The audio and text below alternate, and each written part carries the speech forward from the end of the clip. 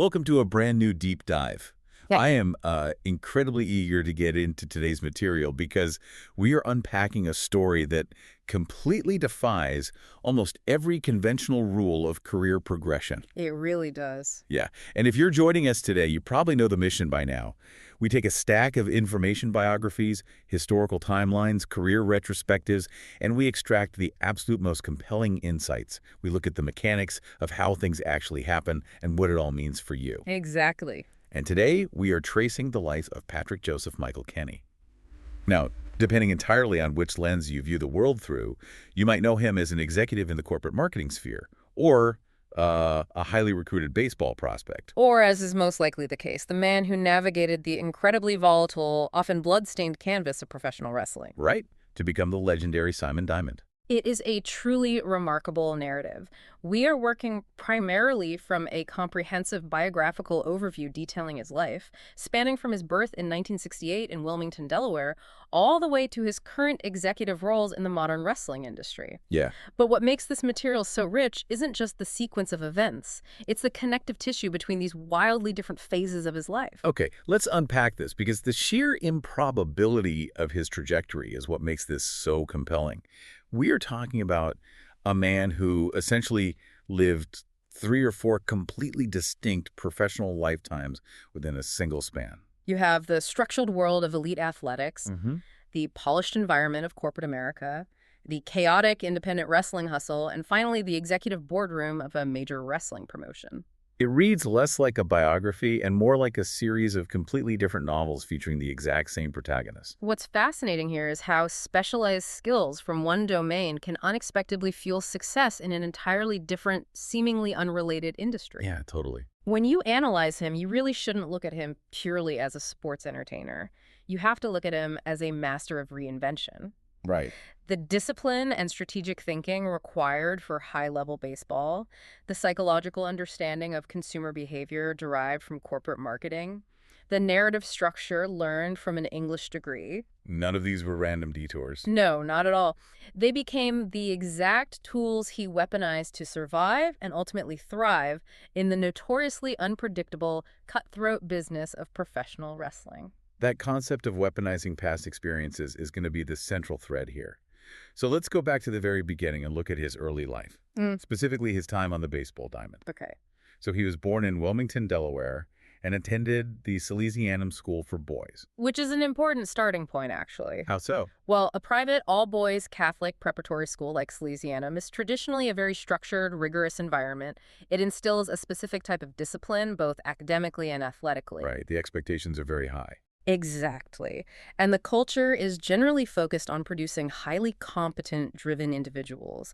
That foundational discipline is critical to keep in mind as we watch him navigate the chaos of his later career. And that discipline clearly manifested on the baseball field. He graduates high school in 1986. Yeah. And right out of the gate, he is presented with an immediate, life-altering proposition. This wasn't a minor league development deal. No, it was the real deal. It was.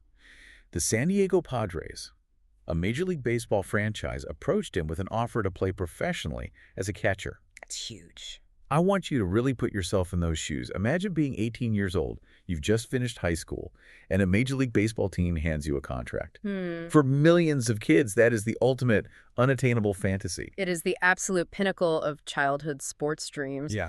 But this is where we see the first major pivot in his life, and frankly, it speaks volumes about his psychological makeup and his foresight. You turned it down. He made the conscious decision to turn the San Diego Padres down.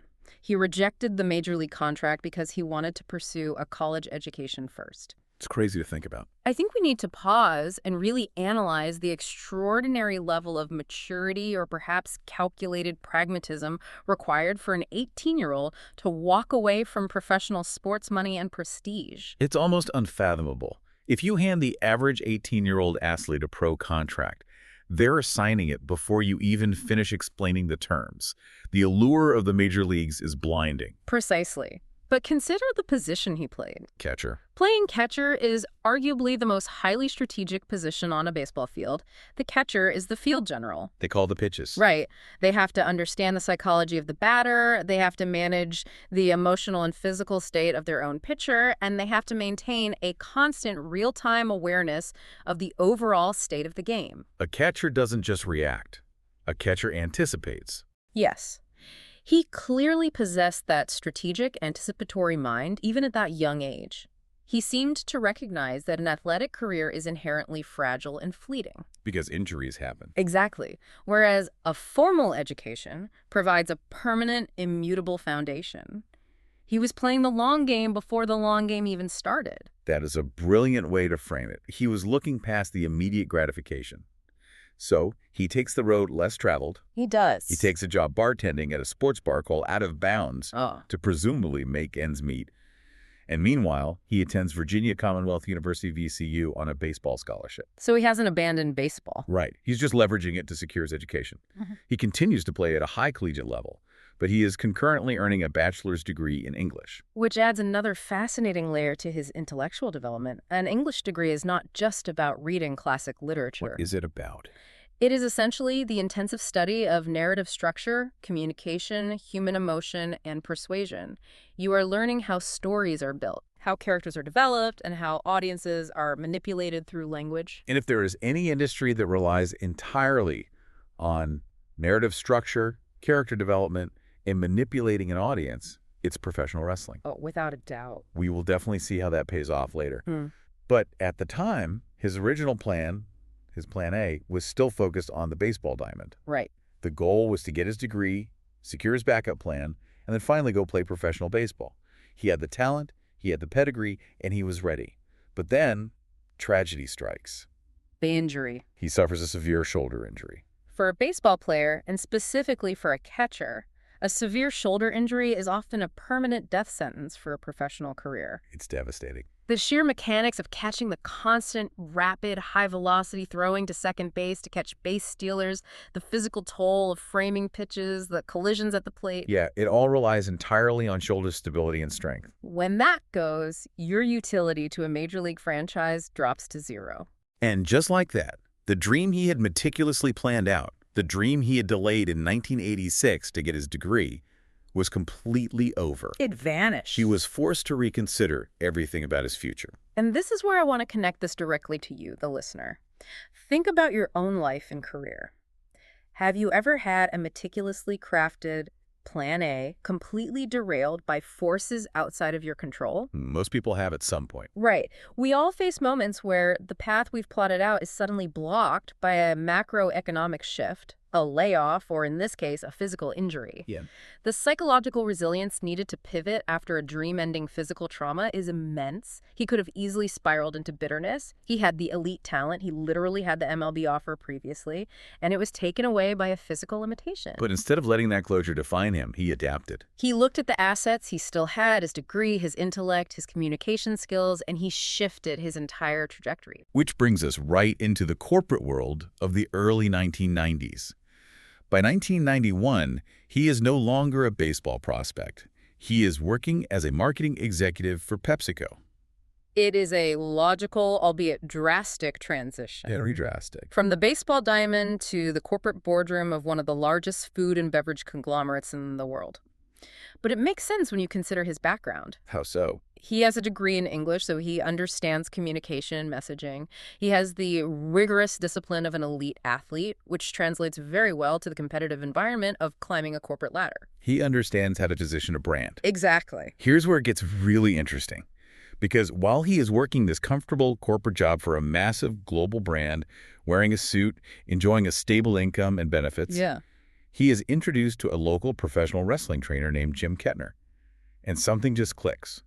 A spark is ignited, and he decides he wants to become a professional wrestler. It is, on the surface, a baffling leap. It really is. I mean, think about the contrast. You are an executive at PepsiCo. You are dealing with marketing campaigns, corporate synergy, and board meetings. Right. And you look at the grueling, physically demanding, frequently dangerous, and often chaotic world of 1990s independent professional wrestling, and you say to yourself, yes, That is the career path for me. But if we look closely beneath the surface, the dots do actually connect in a profound way. Okay, let's connect them. He begins training under Jim Kettner in Salem, New Jersey. Now, Jim Kettner was the driving force behind the East Coast Wrestling Association, or the ECWA. Right. For context, the independent wrestling circuit, often just called the Indies, is essentially the minor leagues of professional wrestling. It consists of smaller regional promotions. Yes, where wrestlers learn their craft, perform in front of smaller crowds in high school gymnasiums or armories, and try to build a name for themselves in hopes of getting noticed by the major national television companies. It's the gritty, unglamorous proving ground. Exactly. And once his training is complete, he makes his debut in the ECWA. He adopts the ring named Lance Diamond, and he starts teaming up with another young, hungry wrestler named Steve Corino. And here is where we have to address why a PepsiCo marketing executive would excel in this bizarre world. To understand this, we have to define what professional wrestling actually is at its core. It is not just simulated combat. No. It is athletic performance art seamlessly combined with high-level, real-time marketing. That's a great way to put it. Every single time a wrestler steps through the curtain, they are essentially a living, breathing brand attempting to elicit a specific emotional and financial response from a live consumer base. That is a fascinating synthesis. So his background at PepsiCo wasn't a departure. It was directly applicable training. Absolutely. His corporate marketing background, combined with his bachelor's degree in English, gave him a massive, almost unfair advantage over the typical indie wrestler. Because wrestling is fundamentally about selling tickets. Selling tickets, building a compelling personal brand, and manipulating the emotions of an audience. It relies heavily on promos. Which are the spoken interviews and monologues wrestlers use to advance storylines. Right.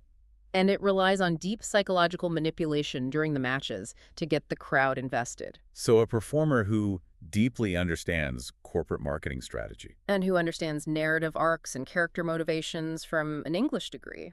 They are going to grasp wrestling psychology infinitely faster than an athlete who only knows how to execute a suplex or a drop kick. Exactly. He understood the why behind the moves, not just the how. He knew that a wrestling match is just a story told through physical action, and he knew how to tell a story. He wasn't walking into the ECWA locker room just as a fan of the sport. He was walking in as a seasoned marketer who knew exactly how to package and sell a product. And in this case, the product he was selling was himself, Lance Diamond. And that strategic, analytical mindset quickly pays dividends. He doesn't languish at the bottom of the card. He begins to rapidly ascend the ranks of the independent circuit. Because he stands out. His character work and his understanding of audience manipulation are far more refined than his peers. Which perfectly positions him for the massive shift that happens next.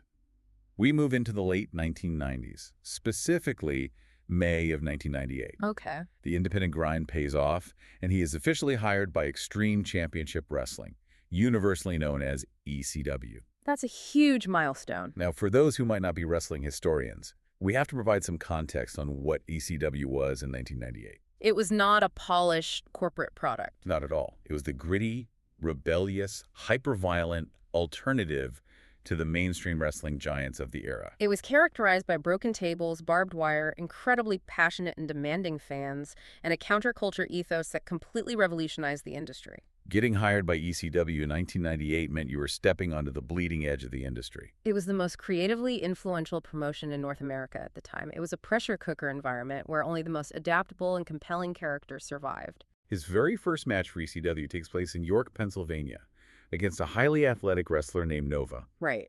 But the truly pivotal moment for his career identity comes a few months later, in August 1998. This is when the Lance Diamond persona, the character he had built from scratch on the Indies, is permanently retired. He officially changes his ring name to Simon Diamond. And the origin of that specific name is incredibly telling regarding his integration into the culture of the business. It really is. He chose the name Simon as a direct homage to the real, legal surname of his mentor. The legendary wrestler Dean Malenko. Yes. Dean Malenko's actual birth name is Dean Simon. I find that detail so striking. Professional wrestling is a business literally built on deception, on hiding behind larger-than-life characters and fictitious aliases. Exactly. For him to take his mentor's actual legal family name as his own stage name is a massive statement. It signifies a profound level of respect and highlights the crucial importance of mentorship in the wrestling business. Because wrestling operates heavily on an oral tradition. Passing down knowledge, psychology, and technique from one generation to the next in the locker room and on the road. For him to publicly adopt his mentor's real name shows a deep understanding of the heritage of the sport. It's a signal. It tells the locker room, the promoters, and the deeply knowledgeable ECW fan base that he is a serious student of the game. It says, I am endorsed by, and I am honoring, Dean Malenko. Who was widely regarded as one of the greatest, most technically proficient wrestlers on the planet. It immediately grants him a level of inherent credibility. And once he becomes Simon Diamond, he really starts to lock into his persona. Fast forward a bit to May 2000. Okay. During a tournament to crown new ECW World Tag Team Champions, he is paired with a wrestler named Swinger. Now, in modern wrestling, tag teams are often thrown together for a few weeks and then forgotten. Right, they break up constantly. But this alliance with Swinger was not a fleeting storyline. This tag team partnership would endure for 5 consecutive years. In the transient, chaotic landscape of professional wrestling, a 5-year contiguous partnership is practically an eternity. It is incredibly rare. It indicates 2 things. First, that they had an undeniable organic chemistry both in the ring and in their promotional interviews. And second, It shows that the fans consistently bought into their dynamic. A promoter isn't going to keep a team together for half a decade if it isn't generating a reaction and selling tickets. they were a well-oiled machine. And they even expanded their ranks. By mid-2000, Diamond and Swinger joined forces with another ECW standout, C.W. Anderson. Right. And together they became a formidable faction, really ascending the ranks of the ECW promotion. Diamond was firing on all cylinders, utilizing his marketing brain to generate massive reactions from the notoriously tough ECW crowds. He knew exactly how to push their buttons. But as anyone familiar with the economics of late 90s wrestling knows, the good times in ECW were built on a crumbling financial foundation. Yes. Despite its massive cultural influence and rabid fan base, Extreme Championship Wrestling was hemorrhaging money. By early 2001, the company was staring down the barrel of total bankruptcy. It is the complete collapse of an era. The company he worked so hard to reach is physically falling apart around him. Paychecks are bouncing, the television deal is lost, and suddenly he is forced to urgently seek employment elsewhere. He needs a lifeline. And he almost lands the biggest life raft possible.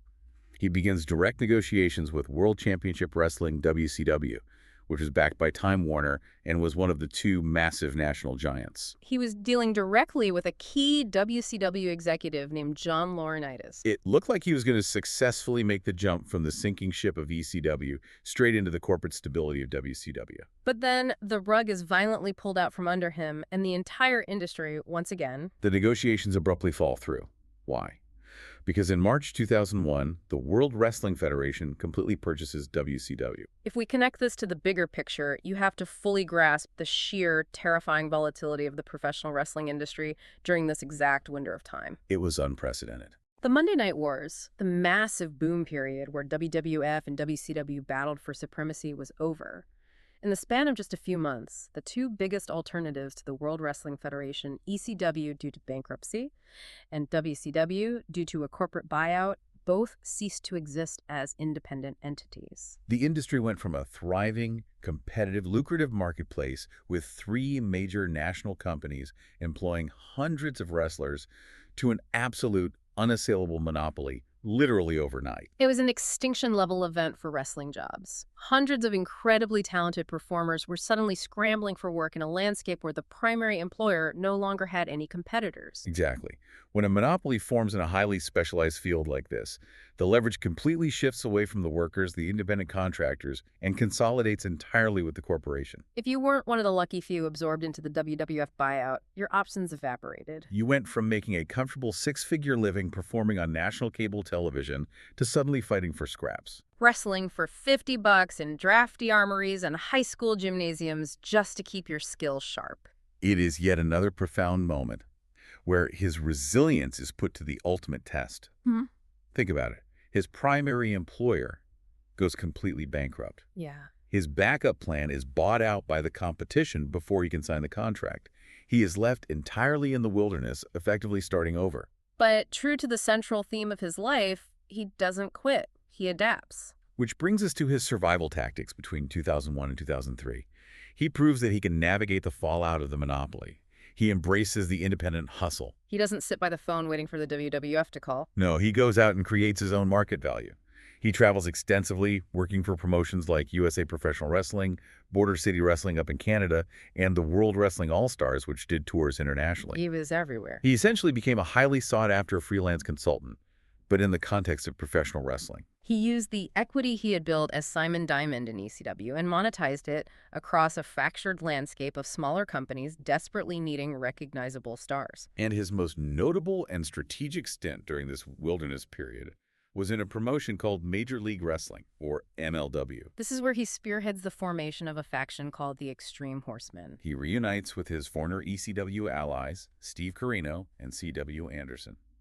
They also add another major ECW named Just Incredible to the mix. And to add a layer of absolute legitimacy, for a brief period, they were even managed by the legendary wrestling figure J.J. Dillon. Which is an incredibly brilliant strategic and marketing move on his part.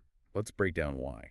Well, the Four Horsemen is arguably the greatest, most respected faction in wrestling history, originally featuring Ric Flair and managed by J.J. Dillon. Right. By creating the Extreme Horsemen, aligning with established television-tested names like Corino, Anderson, Incredible, and actually securing the authentic legendary manager J.J. Dillon, he immediately elevated his own status. From former ECW guy to main event premium attraction. Exactly. It proves his ability to consistently conceptualize high-profile packages and align himself with top-tier talent. He knew exactly how to package himself to look like a massive star, even when the industry was in a downturn. Precisely. It showcases his undeniable value as a stable, reliable, and highly intelligent performer in a very turbulent indie scene. If you were a promoter running a show in 2002, you knew that if you booked Simon Diamond, you weren't just getting a wrestler, you were getting a professional who understood high-level marketing, who could anchor a main event faction, who could deliver a compelling promo to sell your local tickets, and who could deliver a safe, psychologically sound match in the ring. He was an anchor in a very stormy sea. And that level of professionalism eventually caught the attention of the next major player to enter the industry. By 2003, a brand new national promotion was attempting to fill the massive void left by the deaths of WCW and ECW. This company was TNA, or Total Nonstop Action Wrestling. And this kicks off a massive new chapter for him. On July 9, 2003, he and his longtime partner Swinger make their TNA pay-per-view debut. TNA was a crucial development for the industry. It offered a viable, televised alternative to the WWE monopoly. And for him, it represented a return to national prominence. And he and Swinger hit the ground running immediately. They wasted absolutely no time. They immediately began a heated feud with one of TNA's foundational tag teams, America's Most Wanted. Which consisted of Chris Harris and James Storm. Right. To gain an edge, Diamond and Swinger actually enlist the services of a manager, Glenn Gilberti, to act as their strategist. And the plan works flawlessly. On August 27, 2003, Simon Diamond and Swinger defeat America's Most Champion, wanted to win the prestigious NWA World Tag Team Championships. Winning those recognized championships so quickly solidifies his position in this new national landscape. It signaled to the audience and the locker room that he wasn't just an ECW nostalgia act. He was a foundational pillar and a champion in this new alternative brand. He was a top guy. They held those titles until November 19th. The championship reign ended in controversy when the titles were held up, meaning vacated, following a highly disputed ending to a match with a faction known as the Three Live Crew. But despite losing the belts, his value was established. However, the wrestling business demands constant evolution. If a character stays stagnant, the audience gets bored. So he goes through some major identity shifts. In 2004, the historic 5-year tag team partnership with Swinger finally fractures. They separate, and it actually devolves into a bitter feud against each other.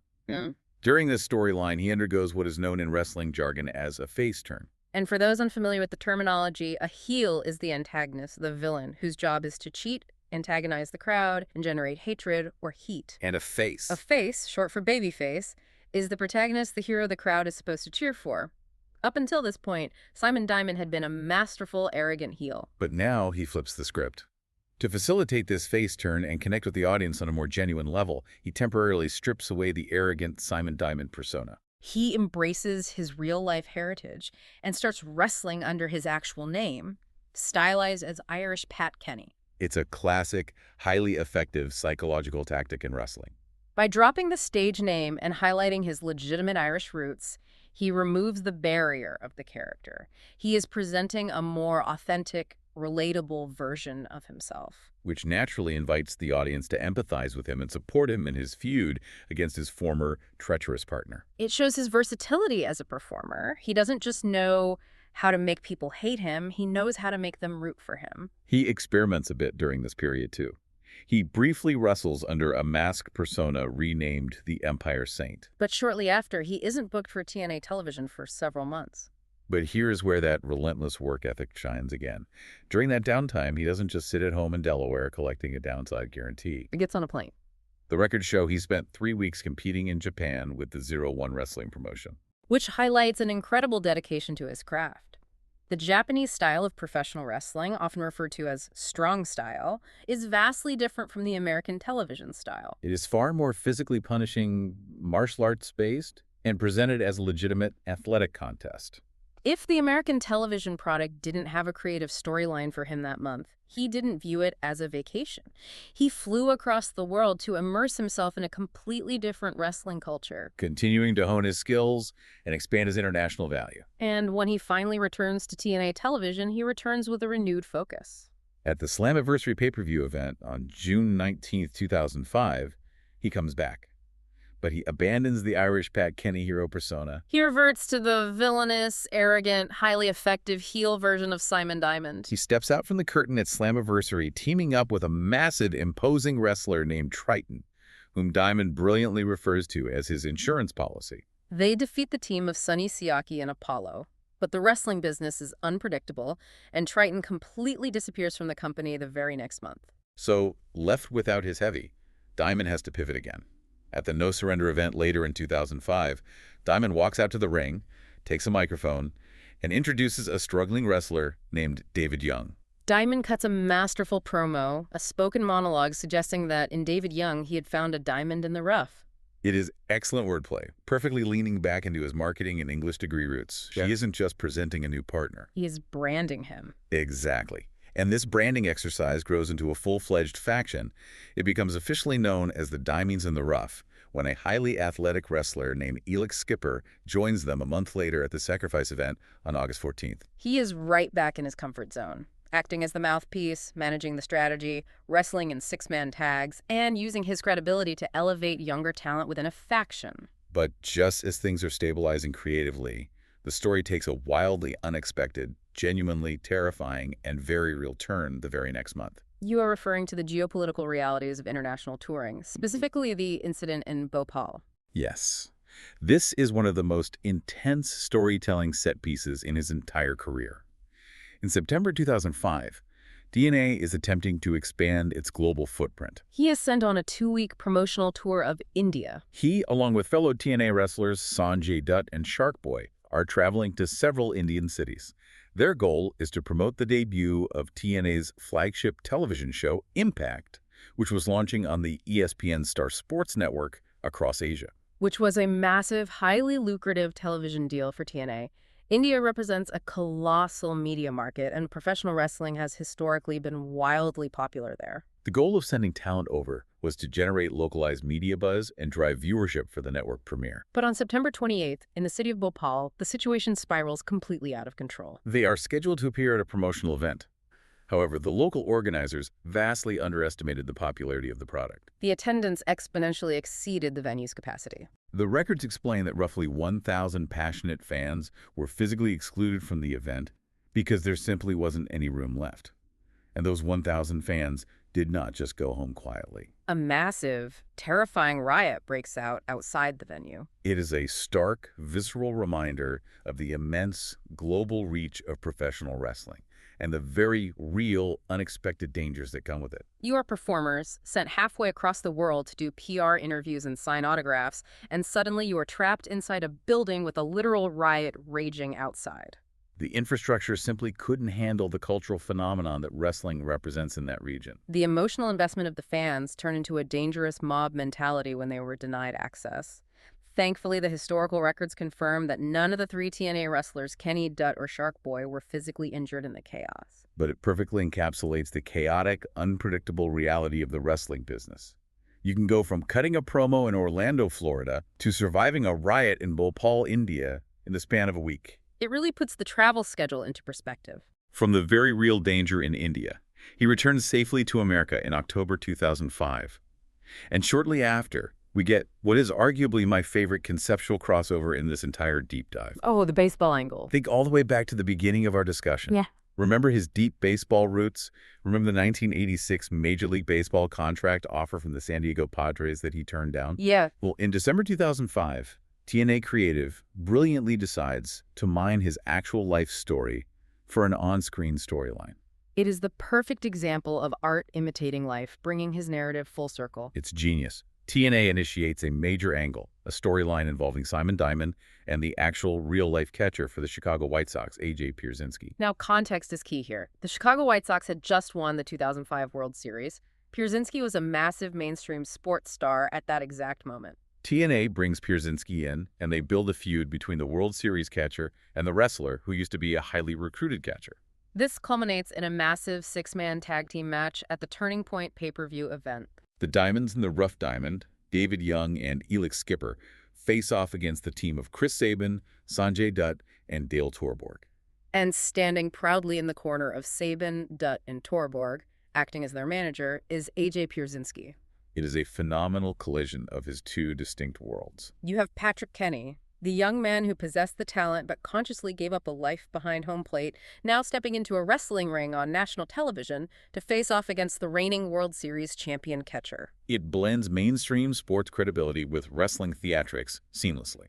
The Diamonds in the Rough actually lost that specific match at Turning Point, but the crossover angle was so successful that they continued it. In March 2006, Pierzynski returns to TNA television, and he is once again confronted in the ring by Simon Diamond. But this time, Pierzynski didn't come alone. During the physical altercation, Diamond ends up getting struck in the head with a steel chair by none other than the legendary, highly volatile manager of the Chicago White Sox, Ozzie Guillen. You truly could not script a more poetic, surreal moment. The highly disciplined young man who turned down a Major League Baseball contract in 1986 ends up getting walloped with a steel folding chair by a Major League Baseball manager on a national wrestling broadcast exactly 20 years later. It is the absolute epitome of sports entertainment. It perfectly encapsulates how unpredictable his choices made his life. It's an incredible visual, but this specific era, right around the time he's taking chair shots from Ozzie Guillen, marks another highly significant professional transition for him. He begins to transition away from being a full-time in-ring performer. He moves behind the curtain and officially becomes a road agent for TNA. This is a critical pivot. We need to clearly define what a road agent, sometimes called a producer, actually does, because it is arguably the most difficult job in the company. Break it down for us. The road agent is the essential bridge between the creative writers and the physical wrestlers. When the writer says, we need wrestler A to beat wrestler B in 10 minutes to build to next month's pay-per-view. The road agent is the one who sits down with wrestler A and wrestler B and helps them construct the physical match. Exactly. They dictate the pacing, they plan the psychological beats, they ensure the safety of the performers, and they communicate the promoter's ultimate vision. They manage the egos of the talent, they manage the timing of the live television broadcast, and they are responsible if a match falls apart in the ring. It is a role that requires an encyclopedic understanding of wrestling psychology, extreme diplomacy, and flawless time management. And who better to manage the psychology of a match and the egos of the talent than a former corporate marketing executive with an English degree who also survived ECW? He was tailor-made for the role. However, the realities of the television business eventually caught up to him. On November 3, 2008, he is officially released from his contract with TNA. The company explicitly cited mandatory budgetary cuts as the reason for his dismissal. Which introduces us to the cold, hard financial realities of the corporate side of the wrestling industry. You can be incredibly valuable behind the scenes. You can be the glue holding a television broadcast together.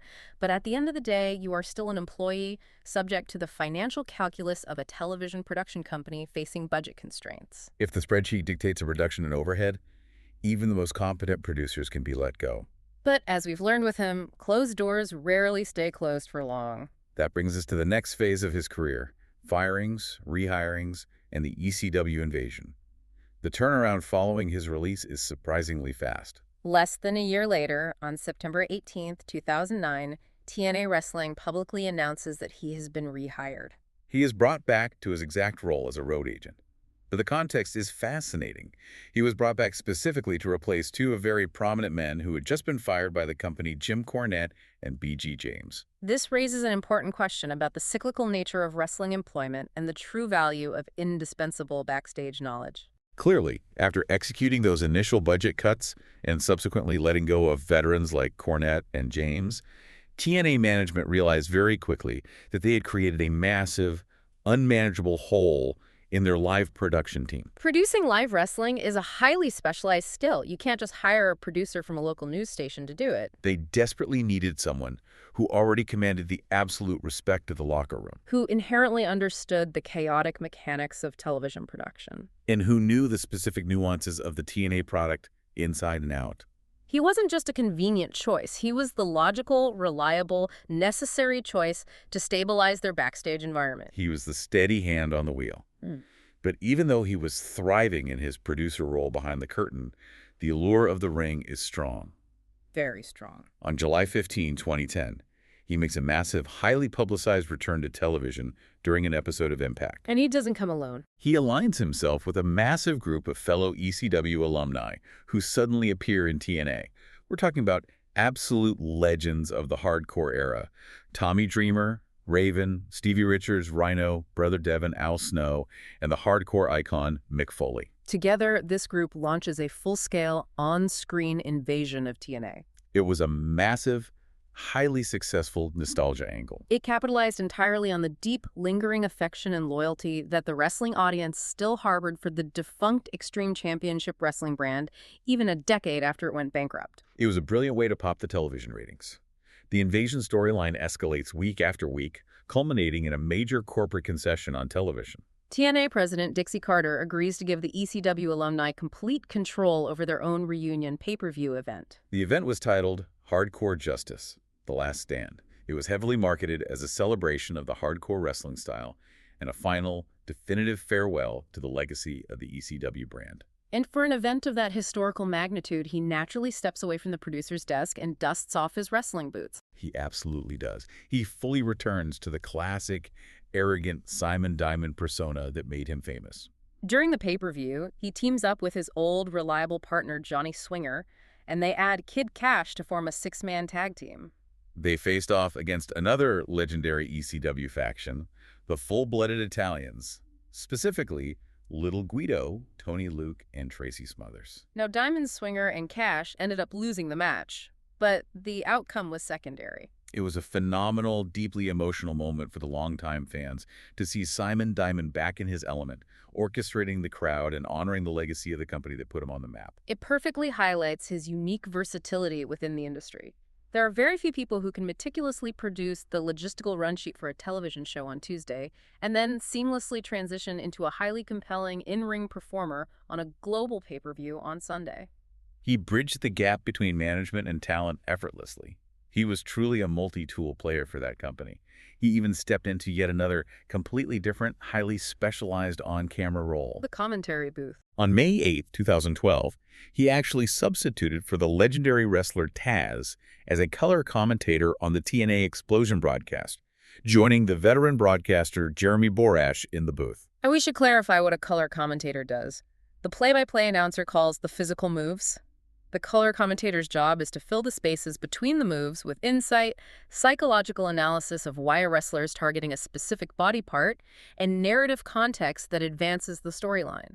Live broadcast commentary is incredibly difficult. It requires lightning-fast, quick thinking, an encyclopedic knowledge of the product, and the verbal dexterity to enhance the narrative for the viewing audience without ever overshadowing the physical in-ring action. Once again, you see his English degree and his marketing background paying massive dividends in a specialized role. He truly wore every single hat available in that company. But, as is the nature of the wrestling business, all chapters eventually conclude. The historical records note that on June 19, 2017, after dedicating nearly a decade and a half to the company in various roles, he finally left Impact Wrestling. He departed alongside other backstage veterans, like Shane Helms and Al Snow, It marked the definitive end of a massive transformative chapter in his life. But, as anyone who has followed his career trajectory up to this point could guess, leaving TNA was certainly not the end of his professional journey. Not at all. And that brings us to the modern era, the final phase of our timeline, the executive resurgence and personal trials. Bringing the story up to the present day, he has taken on a massive executive role with one of the oldest, most historic brands in all of professional wrestling, the National Wrestling Alliance, or the NWA. He is currently utilizing all of his accumulated knowledge as their Director of Talent Relations. The Director of Talent Relations is arguably the most complex and emotionally demanding executive position within any wrestling promotion. You are the literal liaison between the corporate management and the roster of wrestlers. You are responsible for negotiating contracts, handling sensitive internal grievances, managing the hiring process, and executing the firings. To succeed in that role, you need a paradoxical skill set. You need the deep empathy and understanding of a former wrestler who knows the physical and emotional toll of the road. But you simultaneously need the cold, objective calculus of a corporate executive protecting the company's bottom line. When you look at him, a man who has been a PepsiCo marketing executive, a grueling independent wrestler, a main event television star, and a meticulously organized road agent. He is perhaps uniquely, perfectly qualified for this exact executive role. And even with all those executive responsibilities, he still occasionally pops up on screen to assert his authority. The records mentioned a great moment at the NWA 73rd Anniversary Show pay-per-view where he had to physically intervene, breaking up a chaotic ringside brawl between the NWA World Champion Nick Aldis and his challenger Trevor Murdoch. He clearly still possesses that commanding, authoritative presence. But as we analyze this incredible professional journey, we also have to acknowledge the man behind the persona. The biographical sources shed light on his personal life, which has contained its own deeply complex human chapters.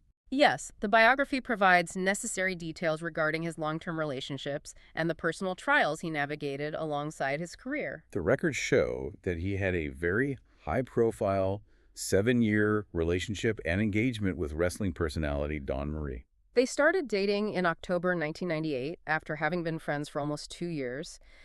They planned to marry, but the relationship ultimately ended, and they separated after 7 years together. Later in his life, he married Candace Kenney, and they built a family together, having 2 children, with their first child being born in 2010. It is worth noting that navigating a long-term, committed romantic relationship while both parties are working within the relentless, exhausting travel schedule of professional wrestling is notoriously difficult. The divorce and separation rates in the industry are incredibly high. But building a family later in life often brings a necessary, profound level of grounding and perspective, particularly for an individual who spent decades living out of a suitcase on the road.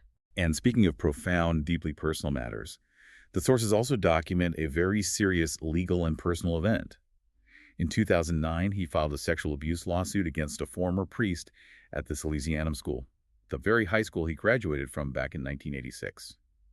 Dealing strictly with the historical facts provided in the source material, this legal filing highlights an immensely heavy, deeply personal trial occurring entirely outside the view of the cheering wrestling public.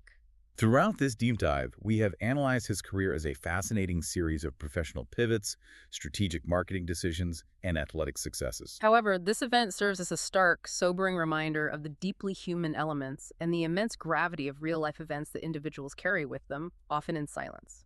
The immense courage required to step forward publicly and file a lawsuit of that specific nature, confronting a deeply painful history stemming from one's childhood, requires a profound, almost incalculable level of personal resilience. It underscores that behind the arrogant, larger-than-life Simon Diamond persona that entertained millions is a man navigating the severe complexities, traumas, and realities of the real world. It absolutely frames his entire journey with a profound sense of strength. To have carried that weight while simultaneously building, losing, and rebuilding this massive, multifaceted career across different industries is staggering. It gives a completely different weight to the concept of resilience we've been discussing. Okay, so what does this all mean? We've covered decades of incredibly dense history. We've gone from the high school baseball diamond in Delaware, to the corporate boardrooms of PepsiCo, to the blood-soaked rings of ECW, to the production truck of TNA, and finally to the executive suite of the NWA. How do we ultimately distill the essence of his life? Based on everything we've unpacked, I look at his life as an absolute masterclass in extreme adaptability. That is the perfect synthesis. Extreme adaptability. He went from being a highly recruited Major League Baseball catching prospect to a corporate marketing executive, to a gritty independent wrestler, to a national television star, to a backstage producer, and finally to an executive director. He never once let the closing of one door dictate the definitive end of his story. When the shoulder gave out, he pivoted to marketing. When the corporate world wasn't fulfilling, he pivoted to wrestling. When ECW died, he pivoted to the indies. When his in-ring career wound down, he pivoted to production. And that is the core takeaway, the vital lesson I want to leave with you, the listener. Think deeply about the trajectory we just mapped out. When the door to your original dream forcefully closes. Whether it's a blown-out shoulder in college ending your athletic career or the sudden bankruptcy of the company you dedicated years to. How do you respond to that adversity? Do you fold and accept defeat? Or do you quickly, strategically reinvent yourself to become a diamond in the rough in a completely new, uncharted field? His life definitively proves that your specialized skills, your ingrained discipline, your deep understanding of human psychology, your communication and marketing abilities are not locked to one specific job title. They are entirely transferable. They can be repurposed, repackaged, and weaponized to conquer entirely new worlds, provided you have the courage to make the leap into the unknown.